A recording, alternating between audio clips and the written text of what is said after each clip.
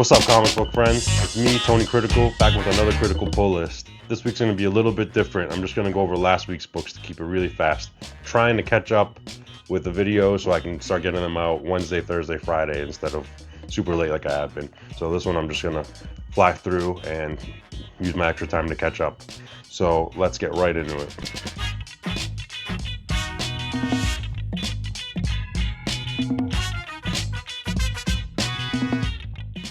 So like always, I'll start off with DC and do my pick of the week, which was Absolute Batman. There were a lot of really good books from DC this week, so it was hard, kind of. This one was still kind of like way above the rest. It just was so good. So dark. Such a dark story in this. It's not what I expect from Batman at all. It really is living up to that Absolute title, and it just blows you away with this one. It's so depressing and dark, and I don't want to get into too many details and spoil things, but you find out about Harley Quinn's past, but that's not really the dark part. It is a dark story, but what you find out about Bruce is really the dark part. If you're not reading this, you should be, so you probably know what I'm talking about, but check it out if you're not, because it's amazing. Next up from DC, Absolute Catwoman, issue 2. This was awesome. Just really good, like, adventure. It does a really good job of keeping it exciting and keeping that, like, Catwoman vibe, that heist, that spying vibe. She pretty much infiltrates, like, some kind of auction site, uses that to try to sell something just so that she can figure out who wants it, so she can figure out who has her friend. Some pretty interesting revelations in this one, and it was a lot of fun to read. So next up, this was the one I was probably the most disappointed by from DC this week. Barbara Gordon Breakout, issue 3. Just didn't do enough to really move things forward for me. A lot of it was dedicated to a flashback. It was a cool flashback, but it's just, I don't know, didn't really give you enough information and felt like it was slowing things down. So overall, it's still like a cool story and cool concept. I just kind of wish it would pick up the pace a little bit and give some more information. Next up is The Fury of Firestorm, issue 4. This was just awesome, just like the rest of the series has been. We find out more about the Firestorm Matrix in this and find out that the professor actually has a device that might be able to contain it. That seems to be their only way out. They're currently traveling to the city to try it out. And Firestorm is like, I don't know, he's cocooned himself or something, like in this giant structure in the middle of the city, and we don't know what he's doing in there. Next up is Bleeding Hearts, issue 6. This was so good. Like I said, a lot of really good books from DC this week. This was awesome. So I've said that there's a lot of dark stuff in this series, and there's still dark stuff in this, but there's like this really beautiful moment of light and hope that I'm really happy to see. Even that is kind of tainted by some sad stuff too, but it's just so good for that. It's really good, and we see a big plot point progress with one of the zombies that's kind of been conflicted with his zombie nature. He's trying to save humans instead of eat them, and there's a conflict. Finally, it comes out. The truth comes out to his like best friend, and yeah, what happens is awesome. And last up for DC was the Green Lantern Corps, issue 18. Yeah, this was like one of those epic, like you can tell by the cover, one of those epic fights. I mean, that's what Green Lantern Corps is really just awesome for, this whole series. Epic fights between tons of Green Lanterns and Manhunters. The Manhunters are in the form of, I forget her name, blanking, I'm guessing Eva. I'll put some text up if that's wrong. It's probably wrong. And there's one scene where the Green Lanterns unite like all the powers of the emotional spectrum, and they pretty much do like a Captain Planet type thing, and they make like a big giant mecha robot thing based off of some anime that they're talking about that Joe made Kilowog watch. And then, you know, they're winning for a bit, and then the Manhunters combine into another giant robot.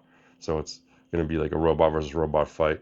So yeah, pretty cool concept. But that is it for DC. Moving on to Marvel, which was just a really light week, only 3 books. But that being said, Civil War Unmasked issue 3 was my favorite of these. It just had a really kind of like touching story. Did a good job catching me up as someone who had never read the Civil War, catching me up on what happened to Goliath originally and how his grandson is dealing with, his nephew is dealing with the death of Goliath, who died back in the Civil War conflict. He was on the side of Captain America, and there was like a rogue fake Thor that killed him, and obviously they couldn't bring him back, and he has stayed dead. I did some research into it. This guy has stayed dead, and the Goliath mantle has been kind of picked up by his nephew, and that's what this is about, and it's really good. Christos Gage actually does, not just because he's Greek, I really like his writing. He does a really good job with those emotional points and like personal growth that his nephew goes through. Next up, Daredevil issue 4.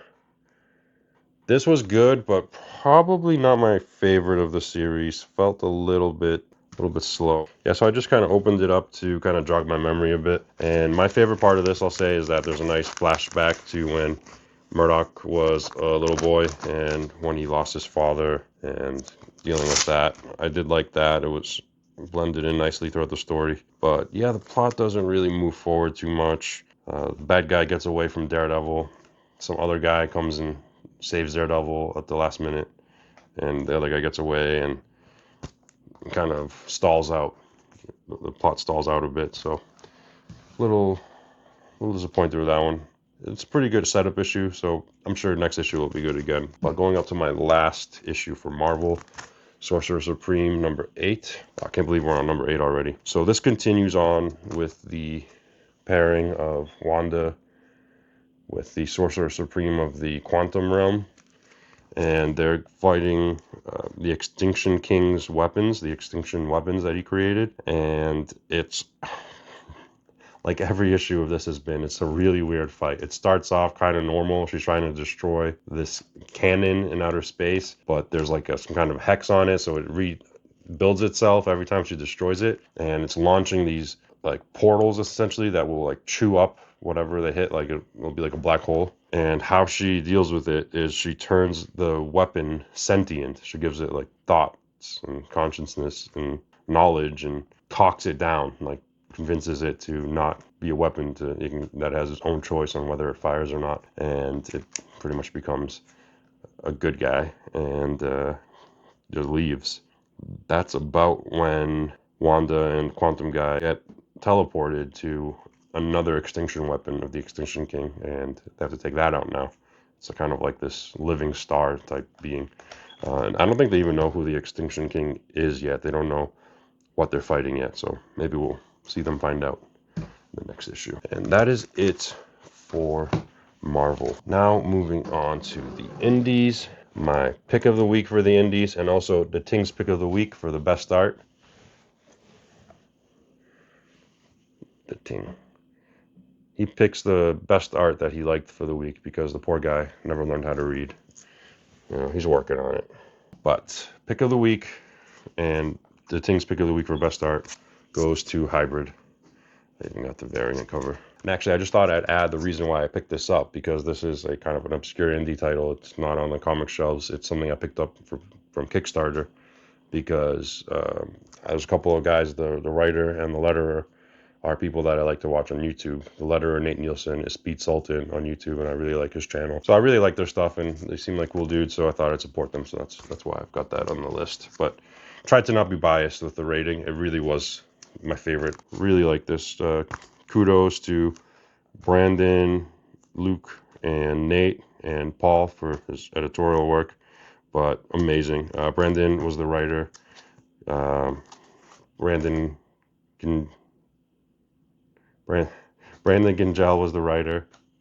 Still don't know if I'm saying that right. Sorry, bro. I got to see if you guys mention your last name in one of your videos. Nate Nielsen on the letters, and Luke Dockery is on the art, who's just like a 19-year-old young man, and the art blows me away, like for any age. There's actually a page I'm going to show. This has honestly some of the best gore I've ever seen in a comic book. And yeah, sure, I haven't been reading that long, but you see a lot of gore. Like I read Conan, I read Exquisite Corpses and stuff like that. This has some of the best gore I've ever seen in like the detail. This might take me a second to find it because there's a lot of pages in this. So this page might be a bit of a spoiler. So if you're going to read it, look away. But it also might not be a spoiler if you don't recognize who the person is, but it's worth showing. Yeah, that's someone who's just been shot in the head, and it's just like you can see like parts of the skull, the eyes, the brain bits. It's just like what? Usually it's just like a splash of blood or something. That went all out, and it is amazing.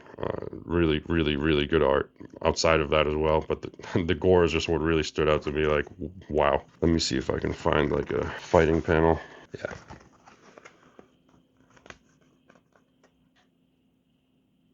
Yeah, it's really sick, really clean art, really impressive.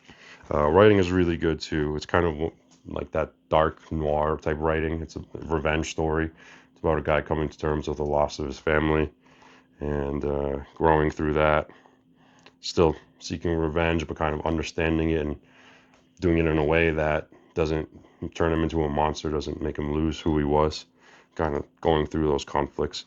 And Nate did a great job with the lettering as well. Only saw a couple typos, but you know what? I'll give you a pass. Actually, it wasn't typos. It was like an extra word or something that snuck in, it got left behind or something. But just really good, like really easy to follow your lettering from panel to panel. You did some where it was like you literally follow it as it's like snaking along the page instead of going like left to right, top to bottom. That was really interesting. Plus, I really liked there was this page that you read from from bottom to top because it's them going from the bottom of the building to the top of the building. And Nate has a funny note like Brandon made this one extra hard for you to read. It goes from the bottom up.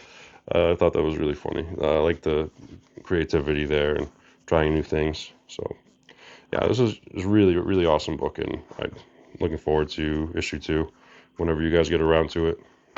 I'll definitely get that one too when the Kickstarter pops up. But yeah, really impressive, and kudos to you guys. Well done. Next up for the indies was Exquisite Corpses, Rascal Randy. So this was fine. It was pretty good. It doesn't have that magic that Exquisite Corpses had because of the, it's not at all a battle royale like that was. It's really just the background of Rascal Randy. So while I'm curious to see what happens in the next, I think it's a 3-issue limited run, and I'm probably going to pick the rest up and also the ones about the different killers. It just doesn't have that same magic, which is fine. Not everything can be as magical as Exquisite Corpses was. That was a really good series, even though it didn't have that twist ending I was hoping for. Next up, Aladdin, issue 1. Can't complain about that. It's a little bit childish. Obviously, it's nothing crazy. The art is just like the movie that I watched growing up. I can almost hear Robin Williams' voice through the genie sometimes. Yeah, it's good. It's a fun read, and I'll probably pick up the rest just for the sake of nostalgia and to complete the run. Next up, Abattoir 6, number 3. This one was a little bit less impressive to me than the first two. It's about a world where humans are pretty much treated like cattle by vampires, and it just was a bit slow. I felt like it didn't progress as much. There wasn't any mystery kind of revealed. Like I was hoping we would find out more about this guy that they had found, and I mean one of the guys pretty much forced him to come back to the human prison to like show the other people that look, there's a human that's living outside of the prison. It's not a wasteland out there. I was just hoping we'd find out more about that, but the guy just seems like a complete lunatic, and we haven't really found out anything new about that. A little bit disappointed in that, but it's still a cool concept, and I'll give it time to develop. And last up, Ben 10, issue number 3. Still a really fun read. This did a lot to continue with that dark tone that was present in the second one. I didn't really see that dark tone in the first issue. The second issue had it a lot, and this one kind of continues with it, although it doesn't really shock you maybe as much as when you see it the first time in the second issue, because you're used to it. But it's nice that it's just part of this dark, serious tone. Like people are actually dying, and the kids know that, and they are trying to help people that are being killed in like pretty gross ways too. And there's a lot of body horror when Ben transforms. It's like gross. It's like parts of both of them are sticking out. But yeah, that was really really good, and we have good progress on the plot, and we have the family kind of reuniting and getting away from the military. And I think the next issue will be really good at kind of setting up what's going on and revealing more information about the grandfather, who seems to be some kind of ex-military or something like that. So yeah, it was really good, and I'm still impressed by the series, and we'll definitely continue picking it up. That is it though, guys.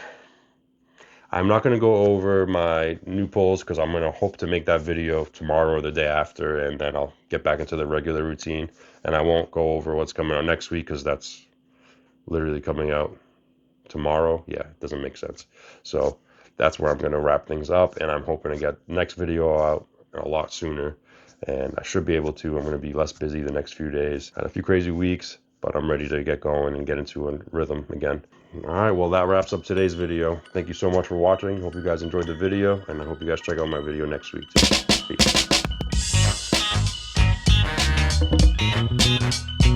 Peace.